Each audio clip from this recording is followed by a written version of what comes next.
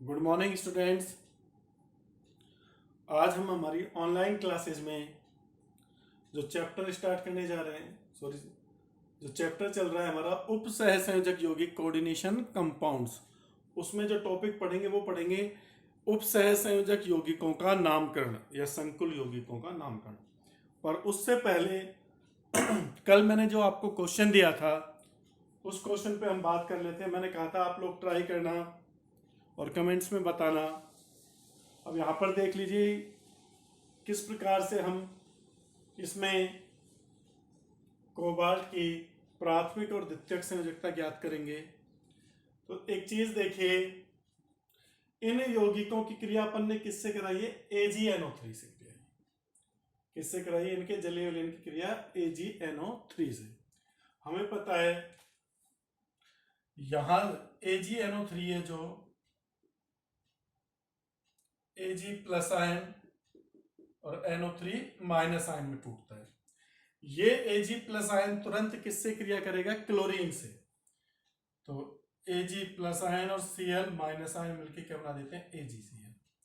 तो यहां पर जो AgCl के मोल मिल रहे हैं उसमें देखो, एक मोल Ag, एक मोल क्लोराइड आयनों से क्रिया करके एक मोल AgCl बना रहा है।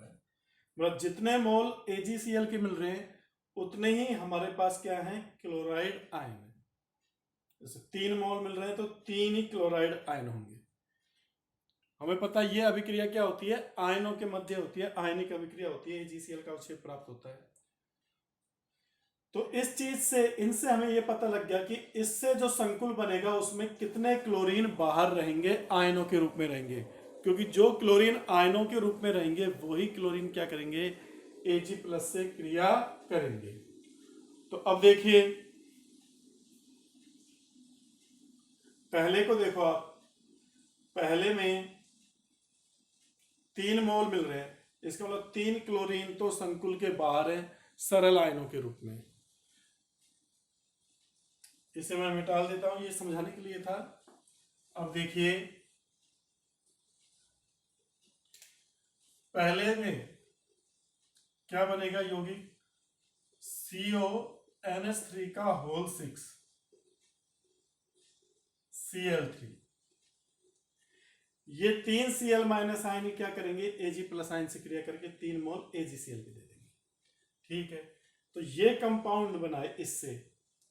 अब इससे देखो, यहां पर कोबाल्ट की द्वितीयक संयोजकता या सहसंयोजन संख्या कितनी है? 6। तो द्वितीयक संयोजकता तो क्या आ जाएगी यहां पर? 6। और प्राथमिक संयोजकता ज्ञात करने के लिए वही रूल लगाइए। ये Cl क्लोराइड आयन के 3 एटम है, तो मतलब इस पर -3 चार्ज है, तो इधर क्या आएगा? +3। तो X NH3 उदासीन लिगेंड है, तो X प्लस 6 इंटू 0 बराबर +3।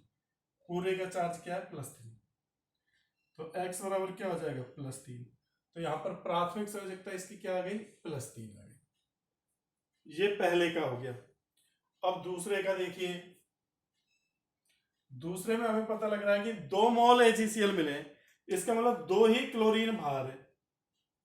2 ही क्लोरीन क्या है? बाहर है। तो क्या बनेगा फॉर्मूला दूसरे का? CONH3 का होल 5 Cl। उप सहसंयोजन संख्या तो 6 ही रहेगी और 2 क्लोरीन बाहर कर दो, Cl2। तो ये देखो, द्वितीयक संयोजकता 5 एमीन के और 1 क्लोरीन के, तो 6 ही है, तो द्वितीयक संयोजकता तो 6 रहेगी।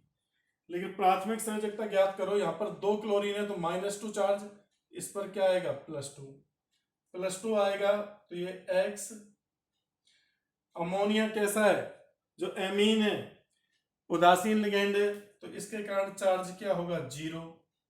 और क्लोराइड के कारण क्या होगा? -1 बराबर में +2। तो X बराबर क्या हो जाएगा? ये एक इधर आएगा, माइनस का एक, प्लस का ही हो जाएगा, +3। तो इसकी भी प्राथमिक संयोजकता क्या होगी? +3 होगी, प्राइमरी वैलेंसी।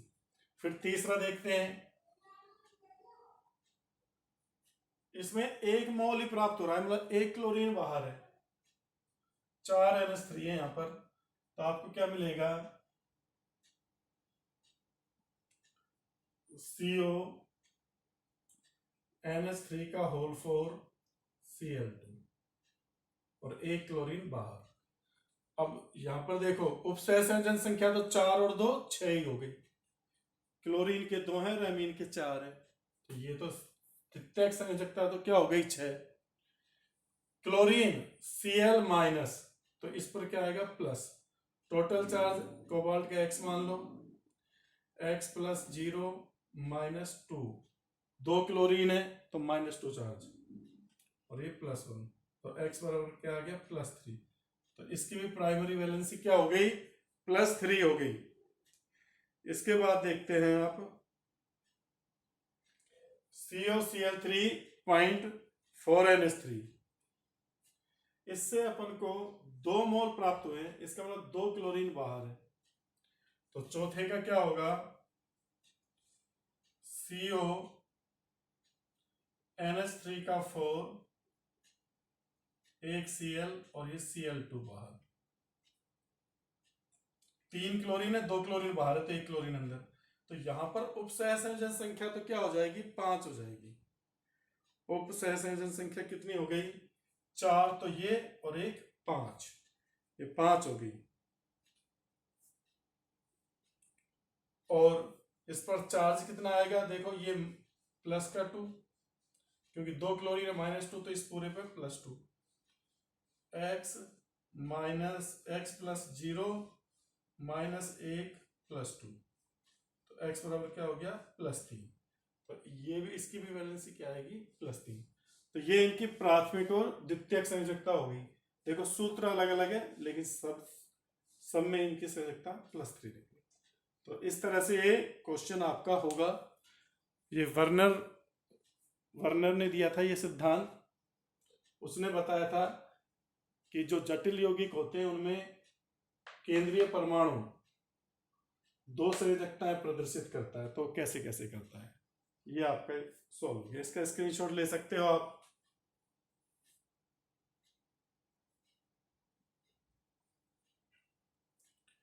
हाँ भाई स्क्रीनशॉट ले लिया इसका। अब बात करते हैं कोऑर्डिनेशन कंपाउंड्स के नोमेनक्लेचर की। नामकरण, इनका नामकरण किस प्रकार से किया जाता है, संकुल यौगिकों का नामकरण।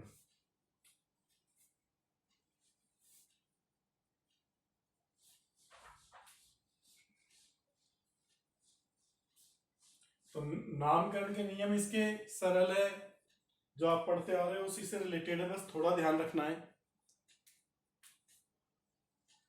नामकरण, सबसे पहला नियम क्या है कि संकुल यौगिक के, जो संकुल यौगिक है उसमें धनायन वाले भाग का नाम पहले लिखा जाएगा और ऋणायन का नाम बाद में लिखा जाएगा। आई बात समझ में। धनायन जो भाग है, चाहे वो सरल आयन है चाहे वो जटिल आयन है, उसका नाम पहले लिखेंगे और ऋणायन का नाम बाद में। तो सर्वप्रथम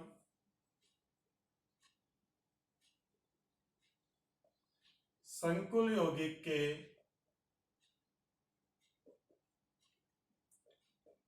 धनायन का नाम लिखा जाता है, संकुल यौगिक के धनायन का नाम लिखा जाता है,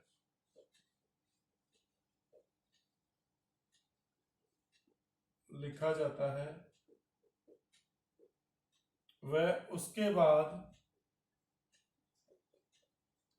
बाद ऋणायन का नाम लिखा जाता है, ऋणायन का नाम लिखा जाता है।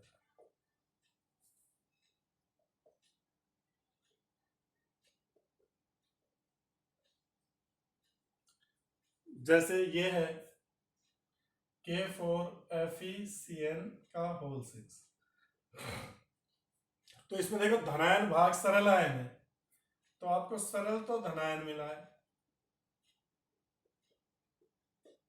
और ये संकुल ऋणायन है।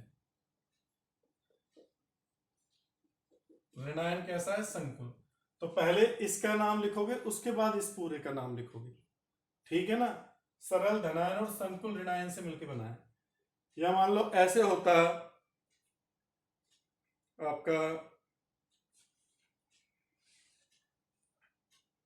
जैसे एक और एग्जांपल लेते हैं, अभी अपन ने लिया था CONH3 का होल 6 Cl3। तो इसमें देखो संकुल भाग तो धनायन है, संकुल धनायन है, तो अब आप इसका नाम ही पहले लिखोगे, प्लस सरल क्या है, ऋणायन है, तो ऋणायन का नाम बाद में इस क्रम में लिखोगे। आई चीज समझ में कि धनायनिक भाग का नाम पहले लिखोगे, ऋणायनिक का बाद में लिखोगे।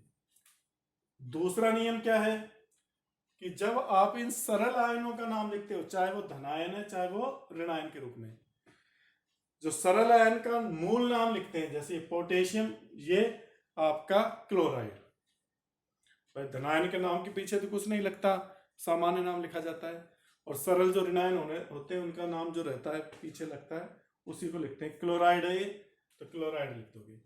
लेकिन इसमें क्या ध्यान रखोगे, जो इनकी पुनरावृत्ति संख्या है ये 4 और 3, इनका उल्लेख नहीं करते, इनका उल्लेख नहीं करते। ये संख्या केवल संकुल पर आवेश के निर्धारण में काम आती है, आवेश को बताती है, बाकी और वो नहीं है। तो दूसरा नियम क्या है, सरल आयन का सामान्य या साधारण नाम लिखते हैं, मूल नाम लिखते हैं, कुछ नहीं लगाते आगे पीछे, लिखते हैं वे इनकी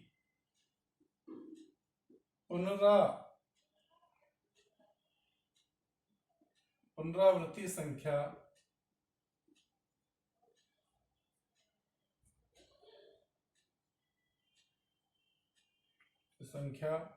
के पूर्व लग्न नहीं लिखते, पूर्व लग्न नहीं लिखते। बात को समझे, जैसे अपन ये यहां पर 4 है तो टेट्रा पोटेशियम नहीं लिखोगे, K4 है ना, कि पोटेशियम के 4 है, तो आपको टेट्रा पोटेशियम नहीं लिखना, आपको क्या लिखना है, केवल पोटेशियम। यहाँ पे ओनली टेट्रा पोटेशियम लिख दोगे तो गलत हो जाएगा, टेट्रा पोटेशियम, तो ये तो गलत होगा, और खाली पोटेशियम लिखोगे तो वो सही होगा। आई चीज समझ में। ऐसे यहां पर ये सरल आयन में 3 क्लोरीन है, तो आपको ट्राई क्लोराइड नहीं लिखना, ट्राई क्लोराइड लिखोगे तो गलत हो जाएगा, सरल आयन का ये गलत, और ओनली क्लोराइड लिखोगे तो वो सही है। आगे समझ में। तो ये तो सरल आयन के लिए हो गया ये नियम। ये जो संख्याएं होती है ये केवल इस संकुल पर आवेश के मान का निर्धारण करती है। पुनरावर्ती जो संख्या है, सरल आयनों की संख्या संकुल पर आवेश के निर्धारण में काम आती है, इसको नोट कर लो। सरल आयन की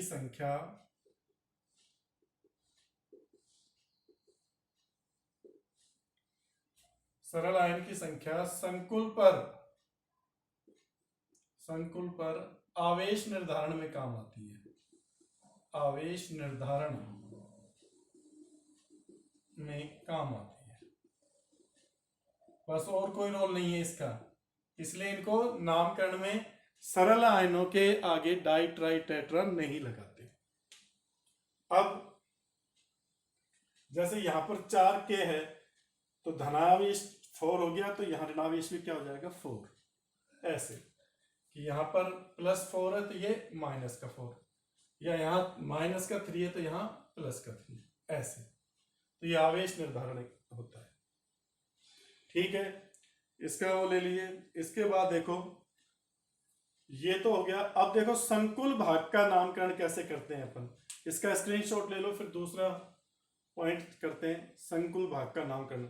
ये तो सरल आयन का नामकरण हो गया, अब इस संकुल भाग का नामकरण कैसे करते हैं उसके नियम देखेंगे।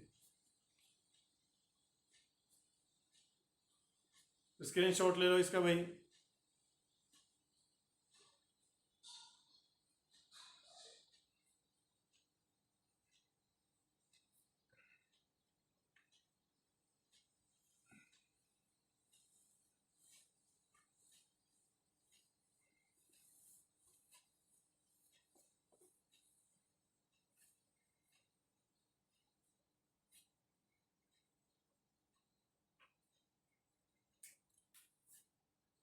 दूसरा आता है सरल के बाद संकुल भाग का नामकरण। संकुल भाग का नामकरण।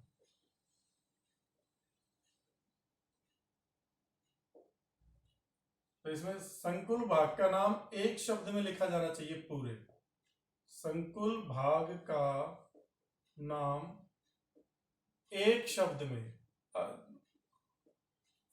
में लिखा जाना चाहिए।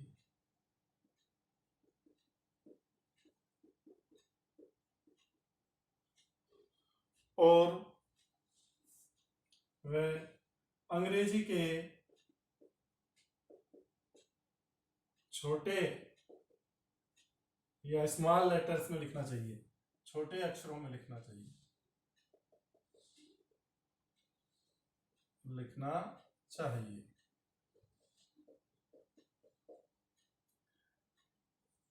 दूसरा क्या रूल है, पहले सभी लिगेंडों के नाम लिखते हैं और उसके बाद केंद्रीय धातु परमाणु का नाम लिखा जाता है। संकुल भाग के नामकरण में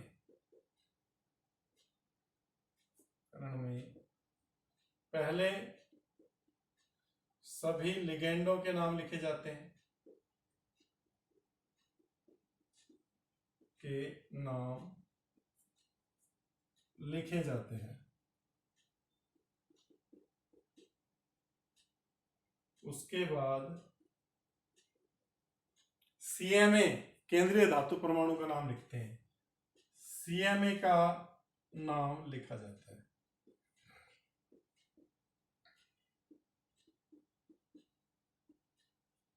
अब देखो लिगेंडों का नामकरण कैसे करते हैं।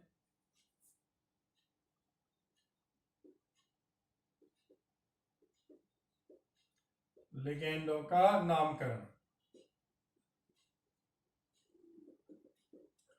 अगर आपके संकुल भाग में एक से अधिक प्रकार के लिगेंड है, संकुल भाग में अगर एक ही प्रकार का लिगेंड है तो एक बार में लिख दोगे उसका नाम, लेकिन एक से अधिक प्रकार के लिगेंड है तो अंग्रेजी के वर्णमाला क्रम के अनुसार लिगेंडों के नाम लिखे जाते हैं। यदि संकुल हेट्रोलेप्टिक, होमोलेप्टिक नहीं, हेट्रोलेप्टिक है तो लिगेंडों का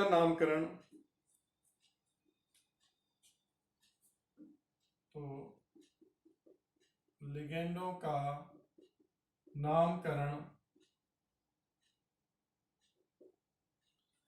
अंग्रेजी वर्णमाला के क्रम के अनुसार होता है। अंग्रेजी वर्णमाला क्रम के अनुसार होगा, मतलब जो इंग्लिश की ABCD में जो पहले आता है उसको पहले लिखा जाएगा, तो जो बाद में आता है उसको बाद में लिखा जाएगा। ठीक है। दूसरा रूल, लिगेंडों की पुनरावृत्ति के लिए पूर्व लग्न लगाए जाते हैं।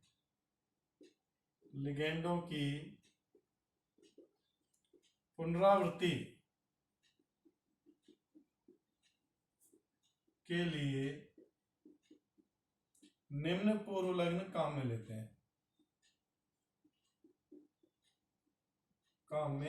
हैं,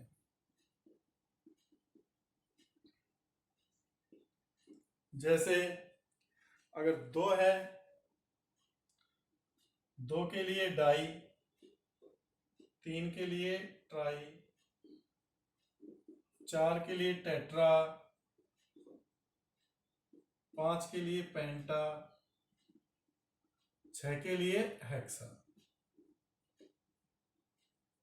ठीक है भाई, 6 से ज्यादा आपके लिए होते नहीं है, अष्टफलकीय से ज्यादा होगा नहीं। इसके बाद यदि किसी लिगेंड के नाम में डाई ट्राई टेट्रा पूर्व लग्न उपस्थित हैं तो वहां भ्रम की स्थिति से बचने के लिए दूसरे पूर्व लग्न काम में लिए जाते हैं।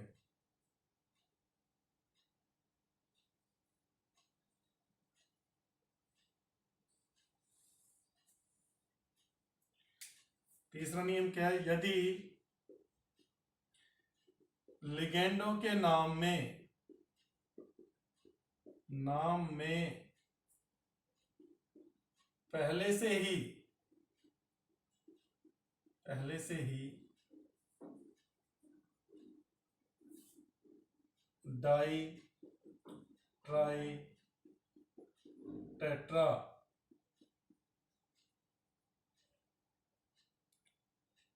पूर्व लग्न उपस्थित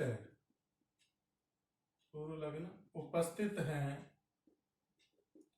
अधिकतर ये बहुदंतुक लिगेंड में आती है समस्या, एक दंतुक में तो नहीं आएगी, स्थित हैं, तो भ्रम से बचने के लिए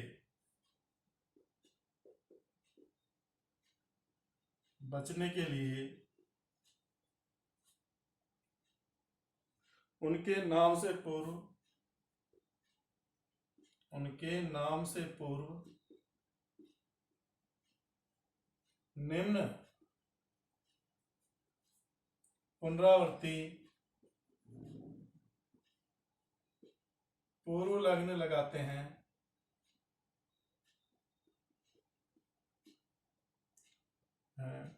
वह लिगेंड के मूल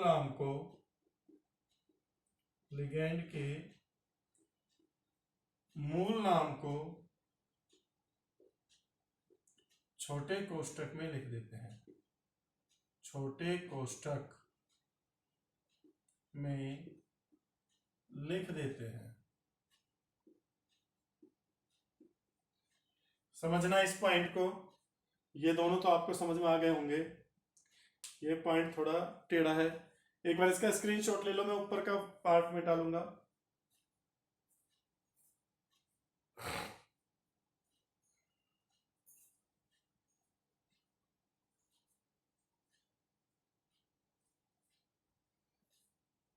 हाँ भाई, ऊपर का ये पार्ट में डाल दूं।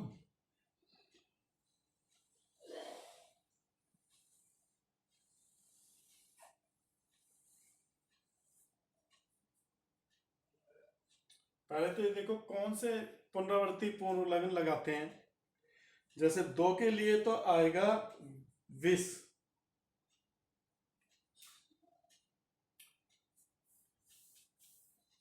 ऐसे लिगेंड जिनमें पहले से डाई ट्राई टेट्रा पूर्व लग्न उपस्थित है उनके नाम में, तो उनके लिए नए पुनरावृत्ति पूर्व लग्न लगाते हैं। 2 के लिए लगाते हैं विष,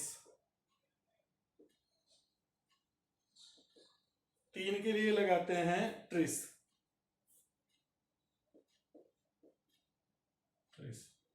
4 के लिए टेट्राकिस,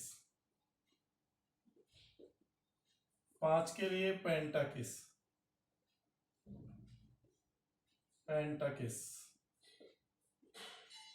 6 के लिए हेक्साकिस। इस तरह से लगाए जाते हैं नए पुनरावृत्ति पूर्व। अब इस चीज को समझो, जैसे मान लो ये कोई आपका संकुल भाग है, COEN का होल थ्राइस, ये है। अब इसमें देखो EN क्या होता है, एथिलीन डाई एमीन।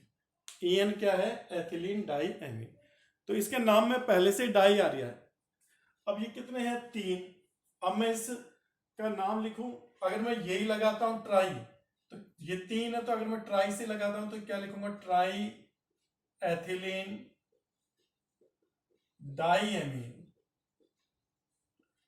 तो यहां पर देखो क्या कंफ्यूजन होगा, जो पढ़ने वाला है, आप इसको पढ़ोगे तो क्या पढ़ोगे, ट्राई एथिलीन, कि एथिलीन के तो 3 मॉलिक्यूल है और डाई एमीन, एमीन के क्या है 2, तो आप तो इसका फॉर्मूला ये मान लोगे C2H4 का थ्राइस और एमीन NH3 का ट्वाइस, जबकि ये अलग है और ये अलग है, तो आपका तो गलत हो गया ये। इस चीज से बचने के लिए जिनके नाम में पहले से डाई ट्राई आ रहा है, टेट्रा आ रहा है, एथिलीन डाईएमीन, तो उनके उस नाम को तो ब्रैकेट में लिखते हैं, उस नाम को क्या लिखते हैं, ब्रैकेट में। ये तो आपका गलत है। और उनके नाम से पूर्व पुनरावृत्ति पूर्व लगन ये लगाए जाते हैं इनमें से। अब तो इसके लिए कैसे लिखोगे भाई, 3 है तो 3 के लिए ट्रिस आएगा, तो पहले तो लिखोगे ट्रिस, फिर ब्रैकेट लगा लो, ब्रैकेट में इसको लिख दो एथिलीन डाई एमीन। तो देखो अब आपको क्लियर हो जाएगा कि एथिलीन डाई एमीन के कितने अणु हैं, 3 अणु हैं। तो आप ये फॉर्मूला सही बनेगा।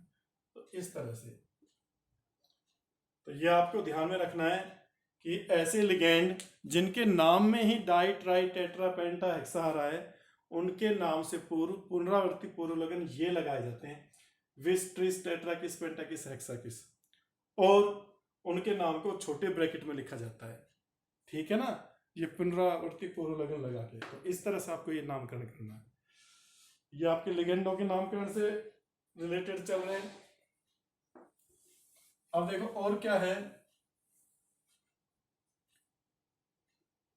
देखो अगला नियम क्या है इनका, चौथा, उदासीन लिगेंड का तो उदासीन लिगेंड का मूल नाम लिखते हैं,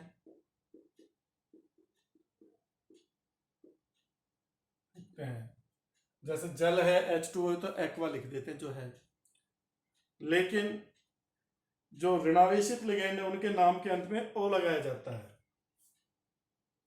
वह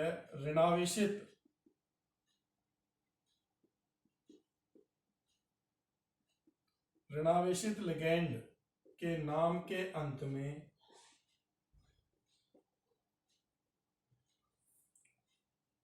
ओ लगाया जाता है।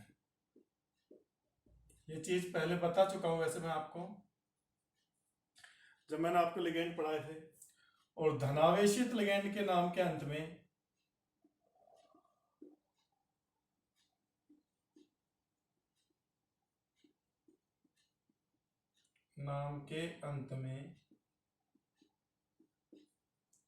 ईएम लगाते हैं।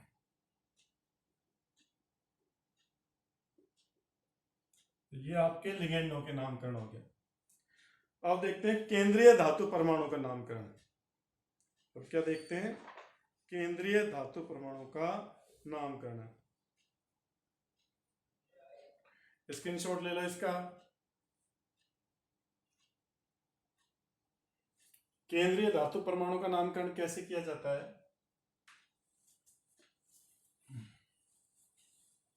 लिगेंड के नामकरण के बाद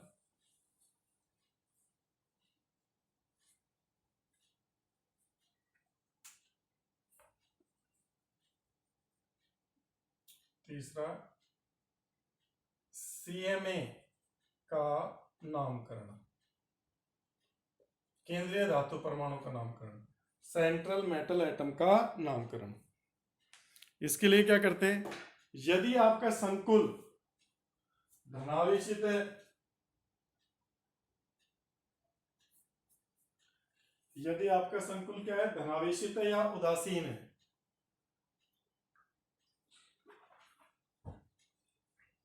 तो सीएमए का मूल नाम लिखा जाता है।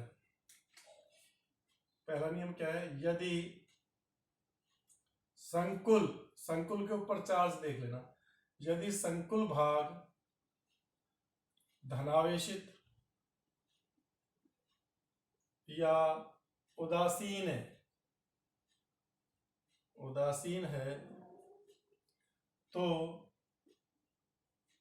सीएमए का मूल नाम लिखा जाता है।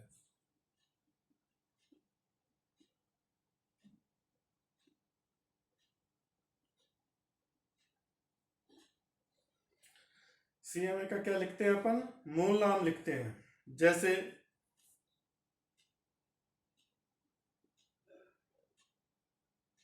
Zn है तो जिंक, सामान्य नाम लिखेंगे। CO है तो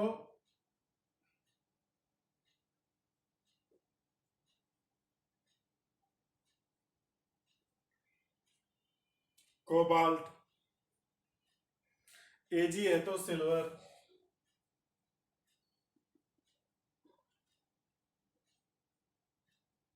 एजी है तो सिल्वर, एफई है तो आयरन, पीबी है तो लेड। तो सिंपल नाम लिखते हैं इनके।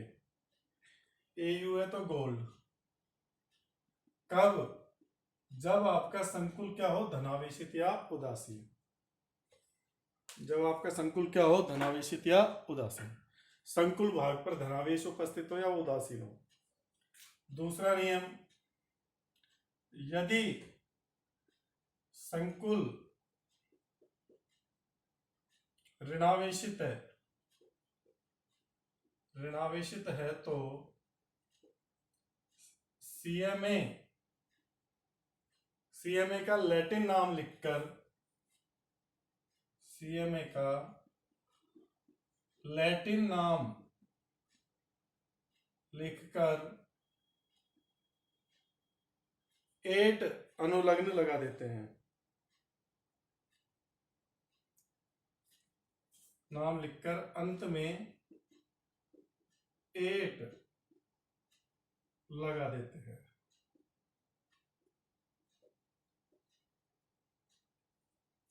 जैसे देखो, Zn है तो अब जिंकेट लिखोगे, कोबाल्ट है तो कोबाल्टेट, एजी है तो देखो, एजी को अर्जेंटम बोलते हैं तो अर्जेंटेट आ जाएगा, अर्जेंटेट।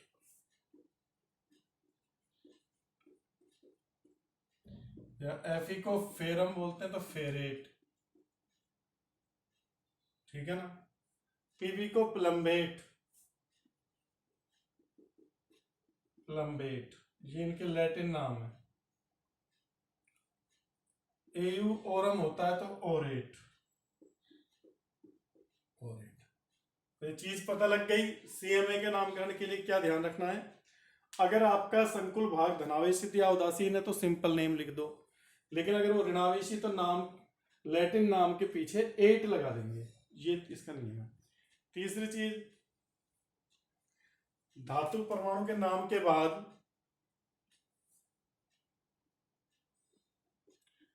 सीएमए के नाम के बाद स्मॉल ब्रैकेट में, छोटे कोष्टक में, छोटे कोष्टक में सीएमए के ऑक्सीकरण अवस्था को या सीएमए के ऊपर उपस्थित चार्ज को रोमन संख्या में लिख देते हैं, रोमन संख्या में लिख देते हैं।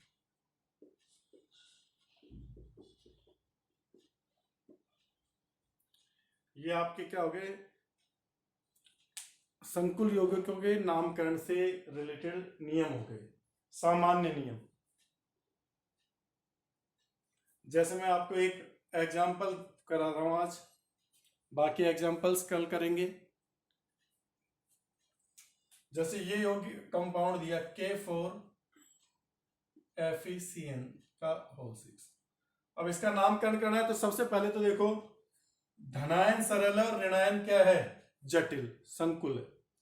तो धनायन का नाम पहले लिख दो पोटेशियम, पोटेशियम। अब संकुल भाग का नामकरण करना है तो संकुल भाग के नामकरण में पहले लिगेंड का नाम लिखते हैं। लिगेंड क्या है, साइनो। लिगेंड क्या है आपका, साइनो। और कितने हैं ये, 6। तो हेक्सासाइनो, पोटेशियम हेक्सा, 6 के लिए हेक्सा, ये साइनो। आयरन सीएमए, लेकिन ये क्या है, ऋणावेशित, क्योंकि इसके ऊपर प्लस माइनस का चार्ज है।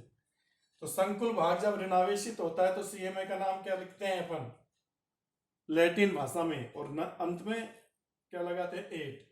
तो हेक्सासाइनोफेरेट, अब इसका ऑक्सीकरणांक पता करो, क्योंकि लास्ट में अपन को छोटे कोष्टक में रोमन संख्या में क्या लिखना पड़ेगा, ऑक्सीकरणांक। तो देखो पूरे के ऊपर -4 चार्ज है, x -6 बराबर -4, तो x बराबर -4 + 6 + 2। तो आयरन की ऑक्सीकरण अवस्था क्या है यहाँ, +2। तो इधर क्या लिख देंगे स्मॉल लेटर में, ये रोमन अक्षर सेकंड, ये लिखिए, ये इसका नाम हो गया पोटेशियम हेक्सासाइनोफेरेट सेकंड। ये लिखना जरूरी है, ये नहीं लिखोगे तो आपका गलत हो जाएगा नामकरण। तो कल अपन इसके एग्जाम्पल करेंगे, आज मैंने केवल आपको नियम बताए।